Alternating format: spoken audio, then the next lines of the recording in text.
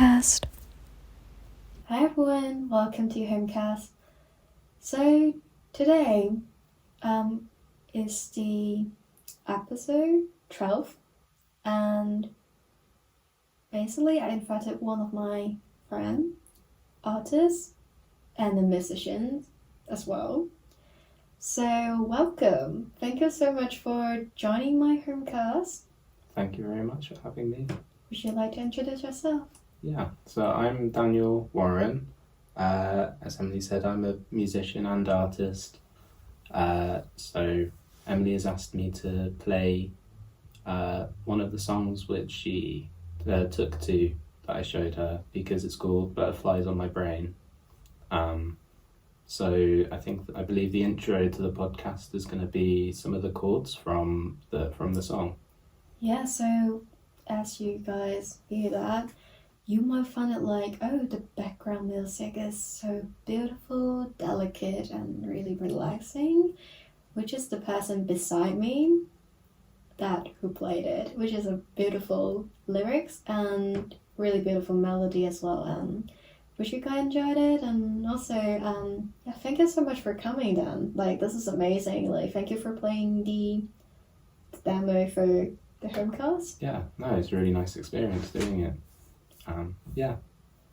So, yeah, what do you bring me for objects? Do you want to show me your objects and tell me the story and tell the audience, please? So I decided to bring my guitar. So I'll bring it over here. And Ooh, so this is people the can hear guitar. the guitar as well. Like, there are like some really beautiful sound. Yeah, Do you want to play a little? I could play a little bit. Just a little. Ooh.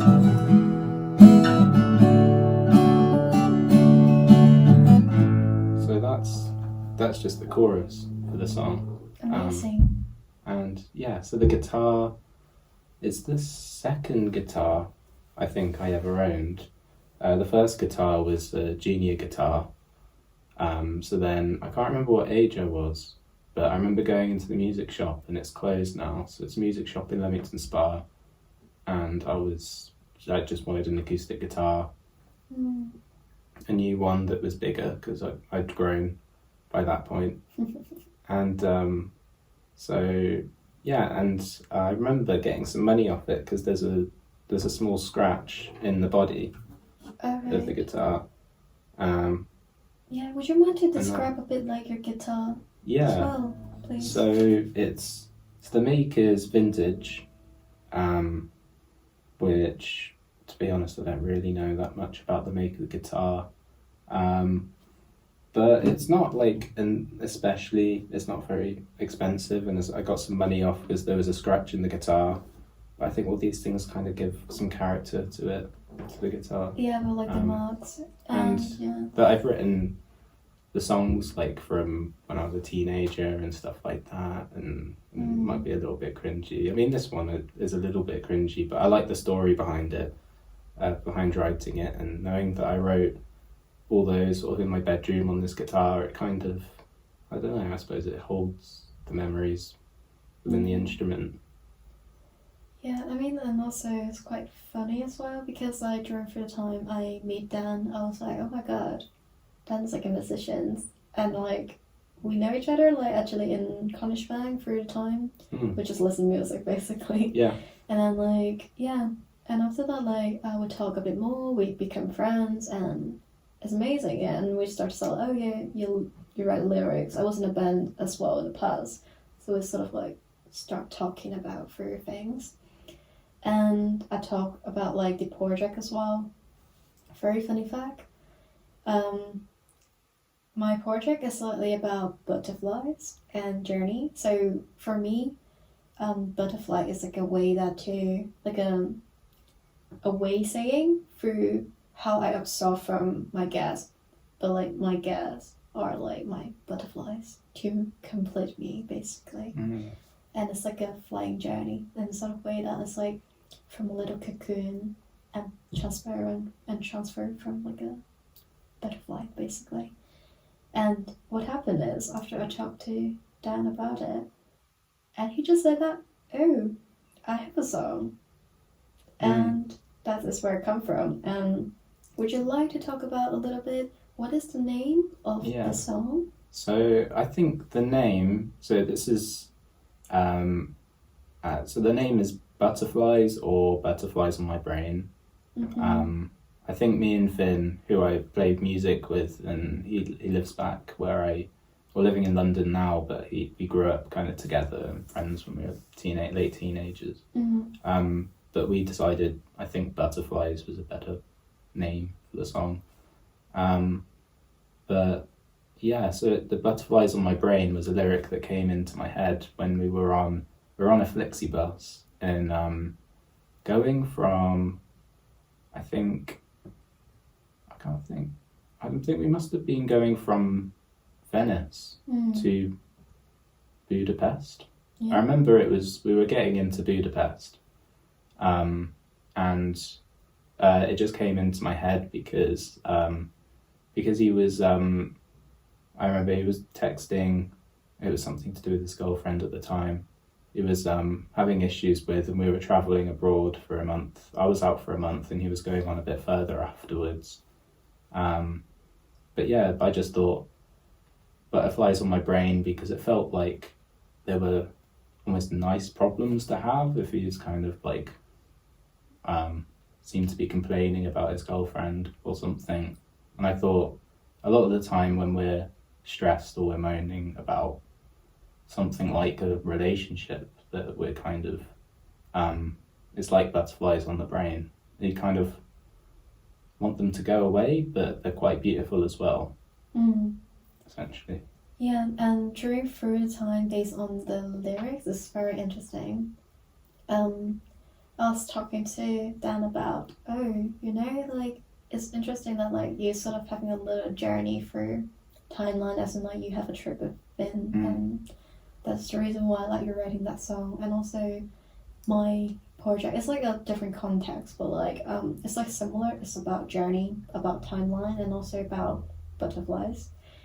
And there's like one really short lyrics that is about we are 2,000 miles away, and I didn't expect that because basically my degree shows what I'm doing is I'm going to laser cutting 2,000 butterflies as well, and 2,000 butterfly back home is a really good number. It's like something that's about blessing and also sort of like a journey through it. Basically, if you have 2,000 butterfly, it's something of blessing and also something that like you complete in some way. Oh wow! So basically, that's the reason why I was decided I'm going to have 2,000 butterflies for my degree show. Oh, wow. And consequently, very amazingly, like Dan writing a song with Finn and they have 2,000 miles. It's something that like made me feel like that's such a magical moment.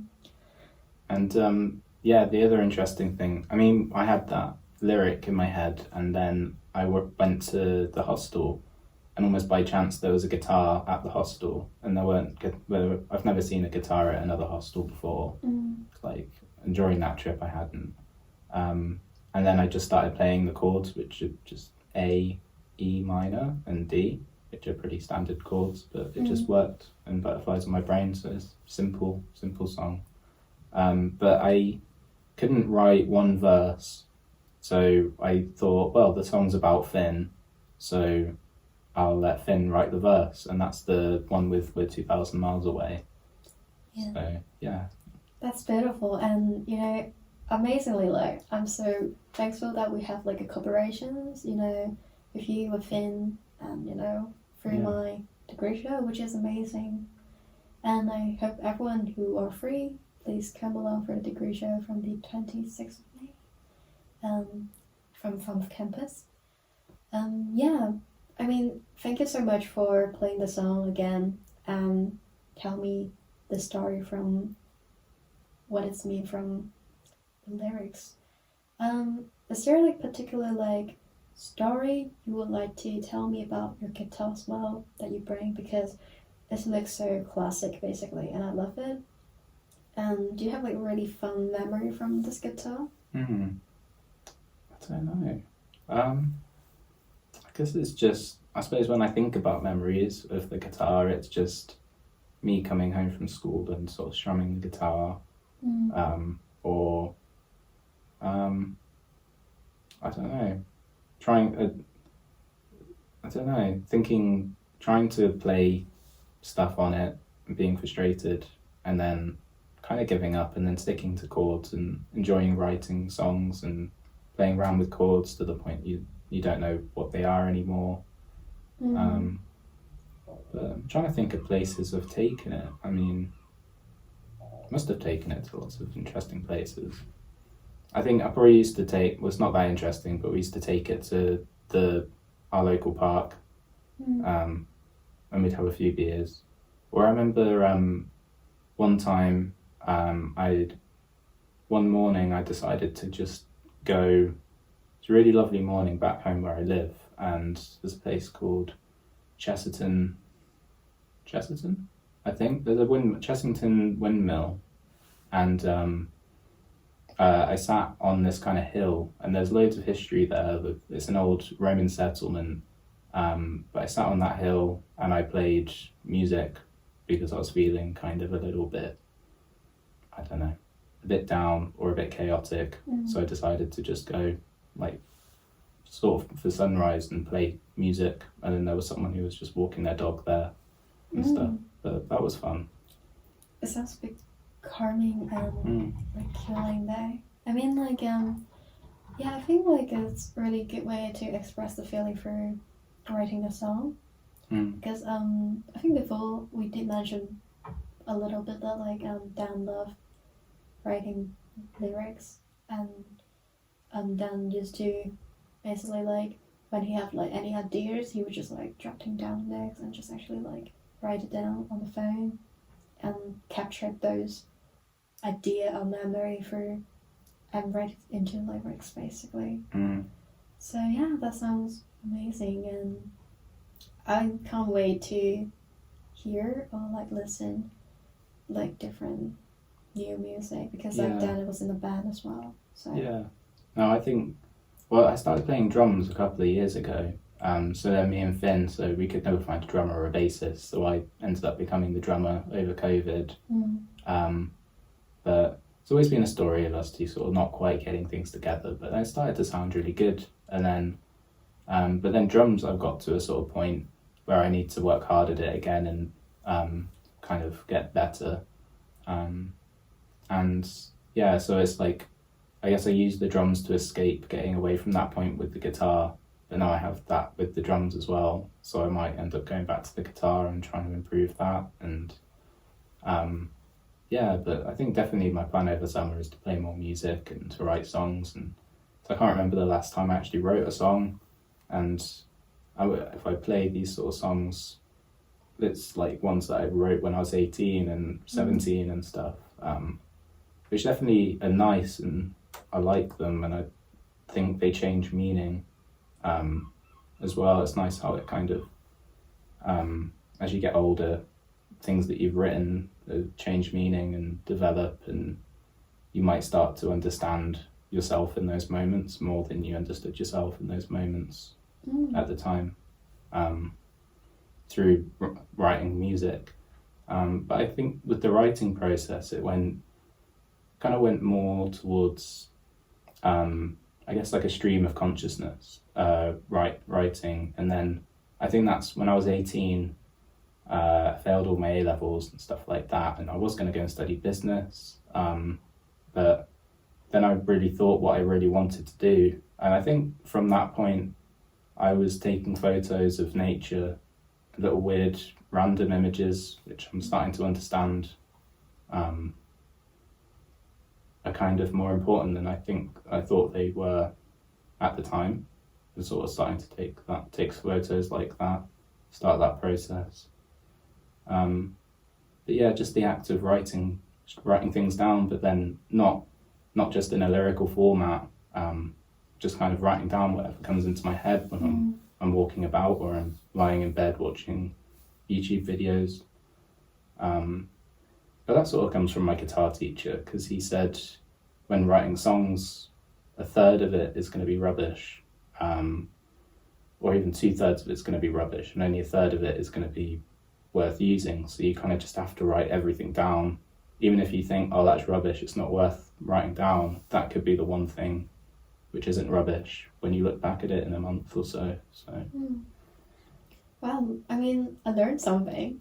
It's like there's lots of possibility in it, and I feel like through your story, it seems like you telling us like about sometimes you didn't plan anything, you just go on the flow and do what you want to do, and sometimes you're just writing the lyrics based on the inspiration from your teacher, from your guitar teacher, that like saying, oh, it's good to writing the lyrics.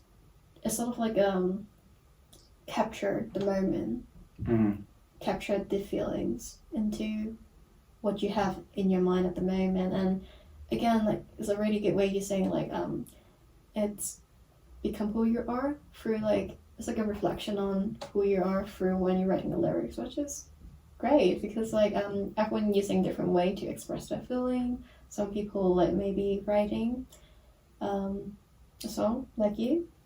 I have one of my episode, like one of my guests really like writing. She used to like write a lot and, you know, just describing using different types of words and creating like a paragraph basically. And I know some people using like textile stuff to express their feeling too. So yeah, it's amazing. Like I got so much like, you know, different collective of different artists, musicians, being really creative, and people just using different way to express their feeling, which is amazing. Thank you so much, Dan. So I have a questions for you. What is the most important things you have learned in your life? What was your life like before you learning it? What was your life like after learning it? That's a big question. Take your time. I don't know. I think I recently turned 25, which was quite, I think it's kind of a big hallmark. Hallmark, is that a word?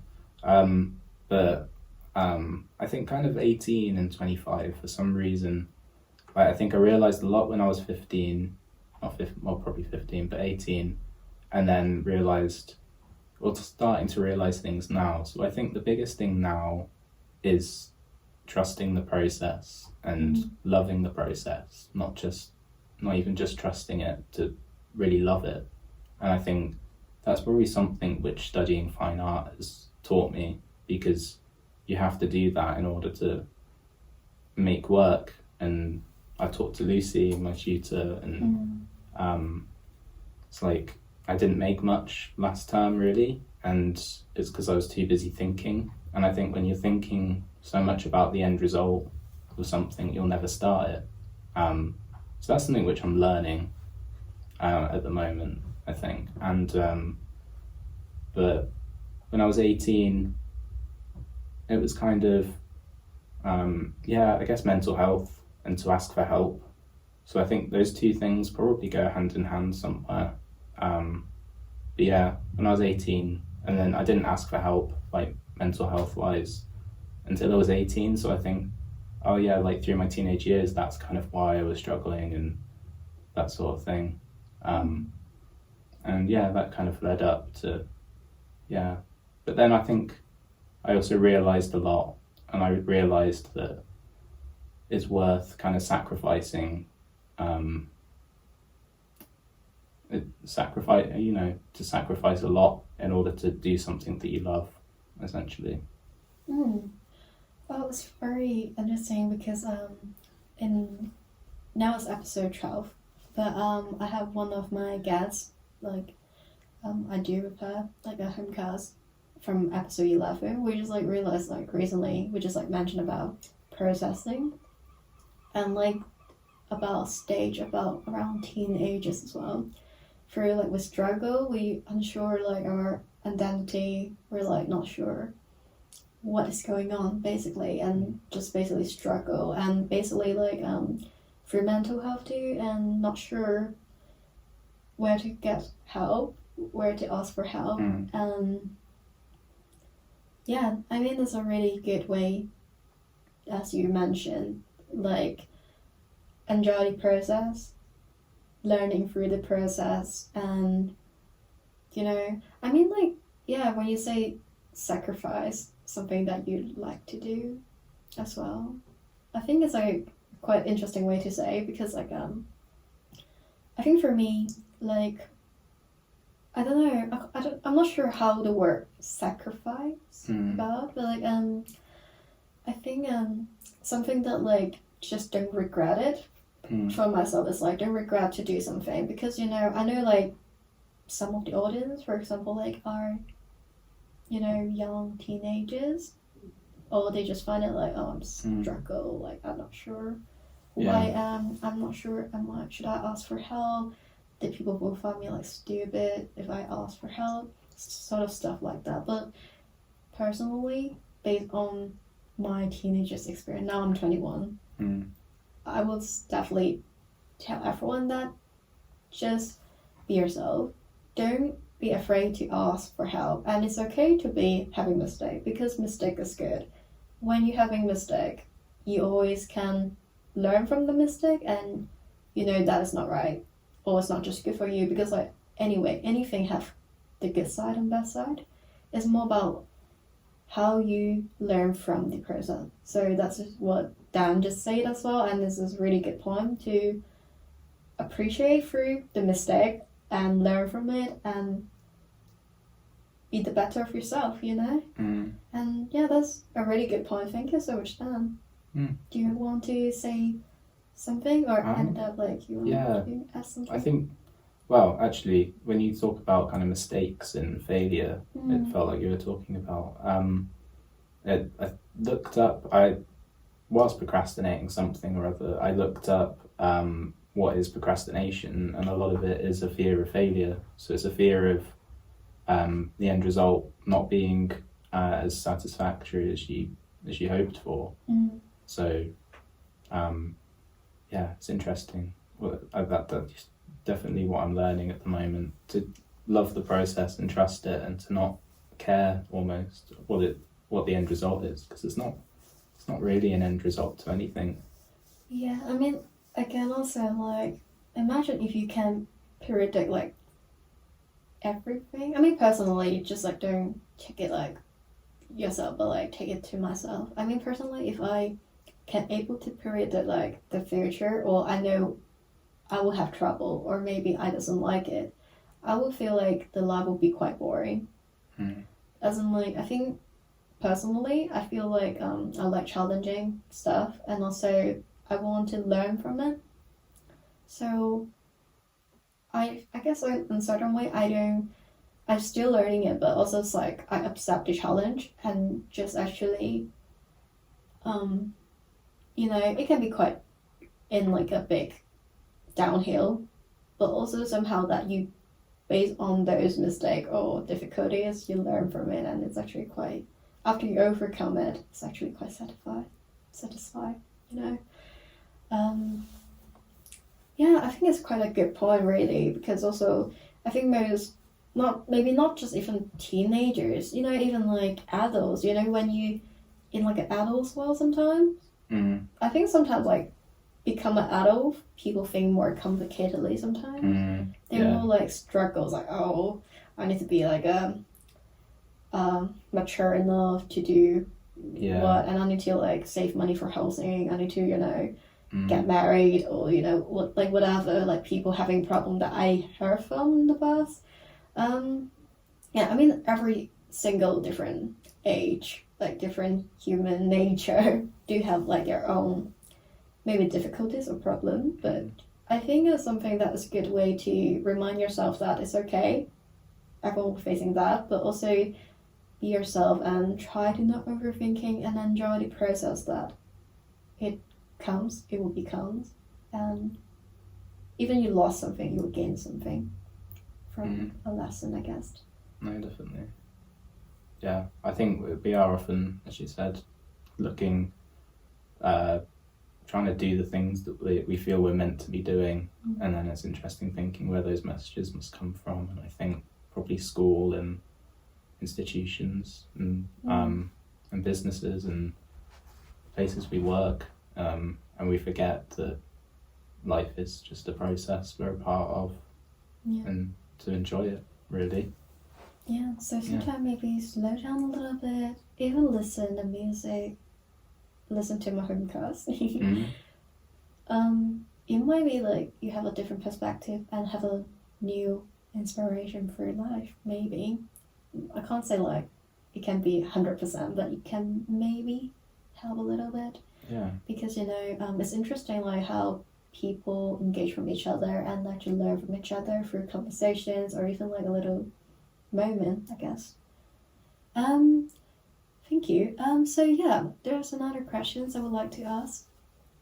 What make you feel inspired or like your best of yourself? What makes me feel inspired or like my best self?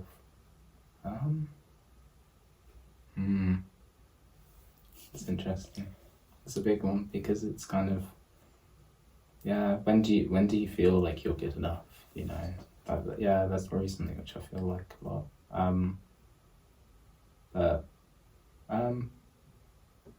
I think when I'm a part of something, when I'm working on something with other people, and everyone's kind of gelling, and it feels satisfying. So like I think my first year experiences, I worked on a film called Pleasure Dome, and that was interesting because we got to work with the director and make paintings based on all these characters, and then we helped the director understand a lot of his own characters in a way, and to kind of open up that conversation. And definitely that's fun. And and when I'm at a festival, like a music festival, when I'm like having a drink and the sun's out and I'm listening to a band like as the sun's going down behind the stage, that's probably one of the best feelings. But then maybe one day being on the stage, who knows? That's such a good goal. Like from I'm seeing the sunset through the stage, and I'm going to in the future go on the stage. Yeah, that's actually quite good.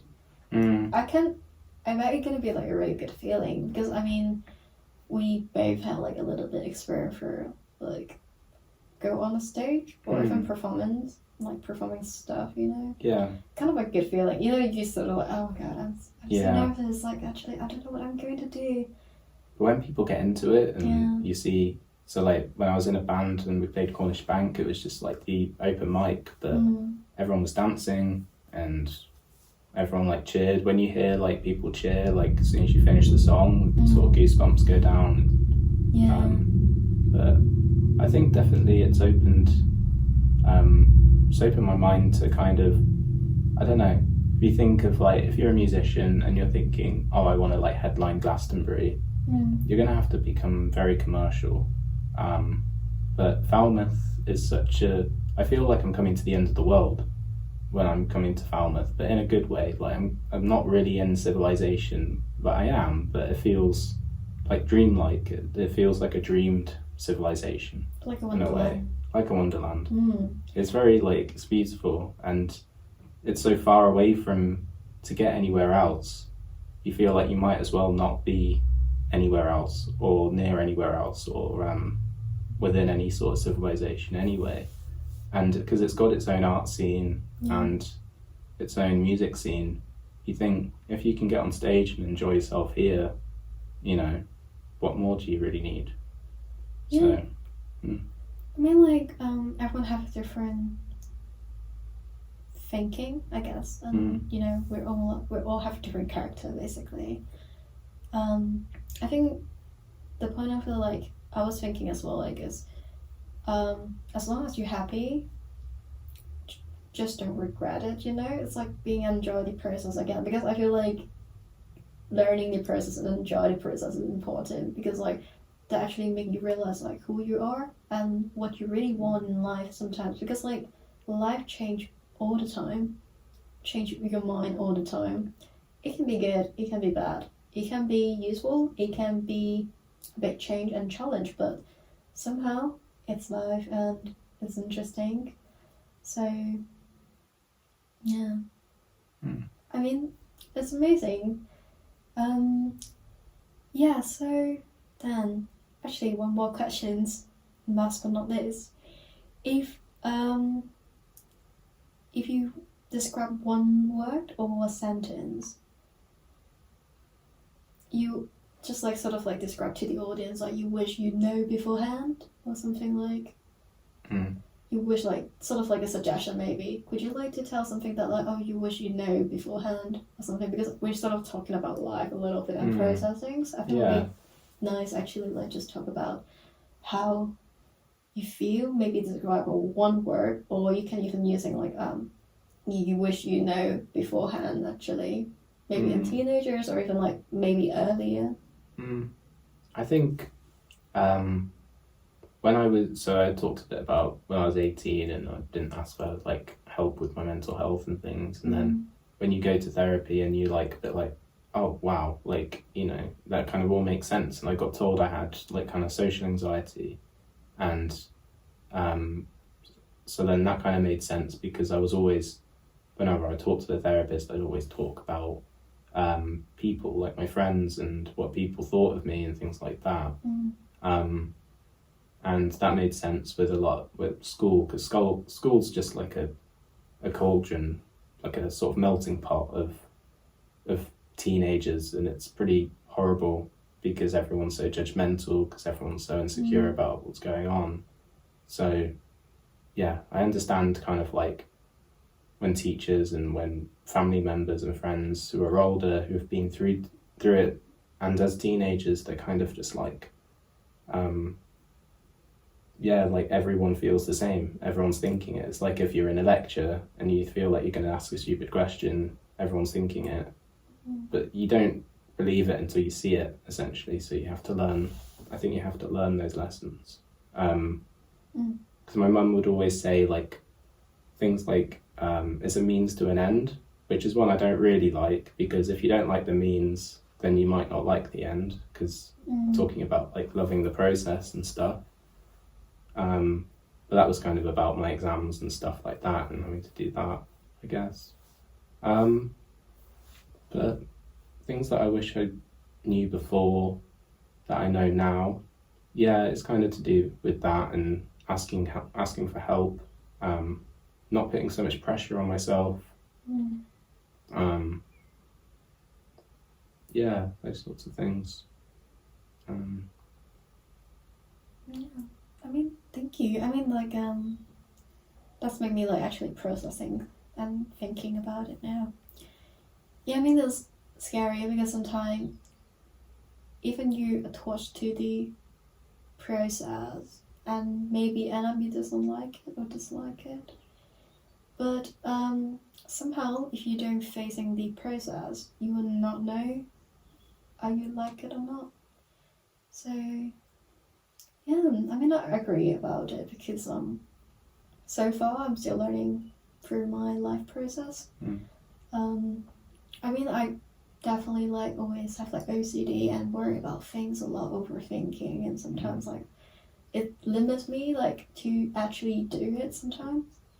But I feel like since last year, my GP was actually scared me and actually told me that like, oh, I might have cancer, Emily. Like actually said like, oh, Emily, I think you will have cancer. Yeah. My brain that moment, I didn't shock or like scared or crying. I'm actually like just like, oh, okay, so I might have cancer. And then like my second thought is like, if I actually have cancer, what am I going to do? What should I do? Should I actually go to do like bungee jump, because I always want to go to bungee jump? Should I write like a big letter, like actually a long paragraph, like letter to my parents, and actually like tell them how I feel about how thankful that my parents been gave me life, you know, or stuff like that. Like I'm just like been thinking so much through the time, and you know, actually I think because based on last year, the GP been so amazingly saying like, I might have cancer, and made me more realize that actually life is so short that to be waste. I guess it's like the way that, it's not like waste, but like in a way that to not doing it or actually just regret it. I feel like those are the process for me to actually make me realize who I am and what I really want to do now. Even though, for example, Homecast, that's what I really want to do, because before I'm doing the Homecast, I was been like a bit damaged. I was like lost. I was not sure. After this degree, what I want to do.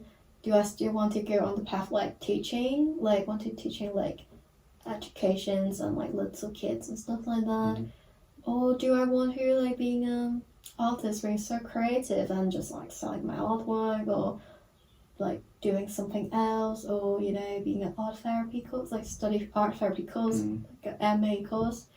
Like there's like so many possibilities, but I feel like now I'm figuring out who I am, like in a way that I'm like still on processing. But yeah, it's interesting because when we both talk about the process, it sounds scary, isn't it? Like because we don't know how to end up, but also like I think it's like a life process, that it's like a journey basically.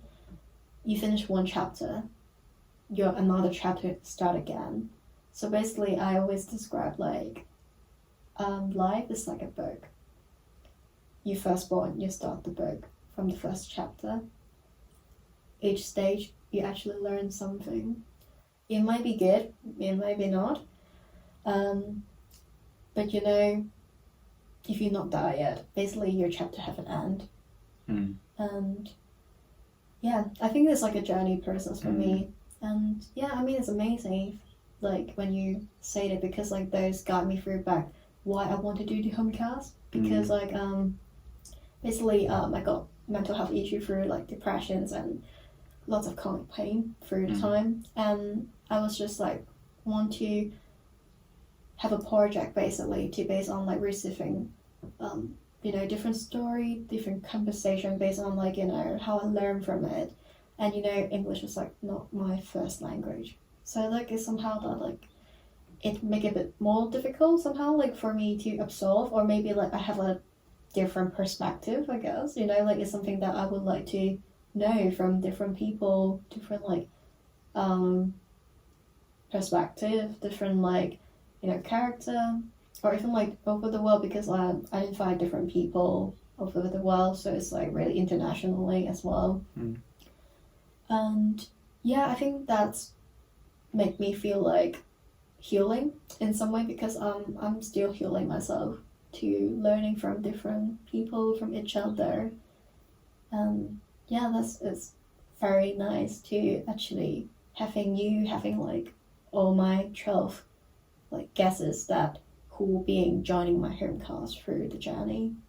And yeah, I mean, it sounds a bit funny, but also like I'm so appreciate like how people being so lovely and really like so raw, open up to me what they've been facing through their life, because it's not easy, and it's like so brave, people telling me like their own personal experience, and it might be helping some people, but definitely helping me, because through the time I'm damaged, but I'm still using those as like it's like sort of like a therapist to heal me and to help me out through my depressions and learning for healing from my journey. Yeah.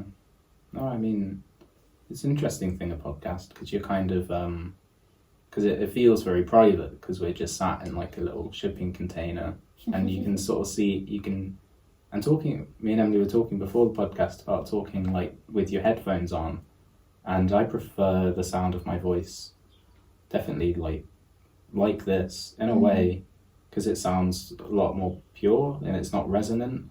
But if it's like a phone recording of my voice, or I probably should have recorded my video essay like this, rather than just through my iPad, because I think the iPhone recordings and stuff are more tinny when it comes to like your voice and stuff. I see. But yeah, I feel it's very nice. Like I thought, it's interesting. It takes something like that to make you see life as like, because I find like, oh, I'm gonna regret it if I don't do it. And that puts more pressure on me. But when you had an experience like that, it's almost like it just flicks a switch and your kind of entire perspective changes on something like that.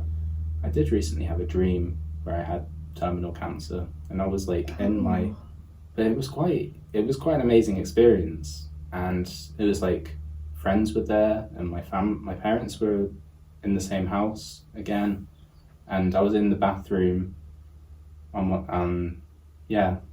in the bathroom, and I like looked out and the sun was setting, and I wasn't sure if I'd still be alive the next day. And I just sort of stuck my hand out and then watched the light through my fingers.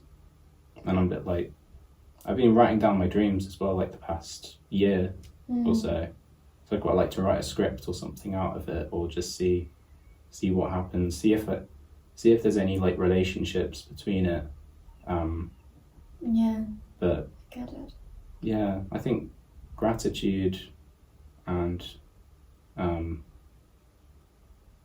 and the kind of just like sort of deep dive into something, but you can also like dip your toe in it.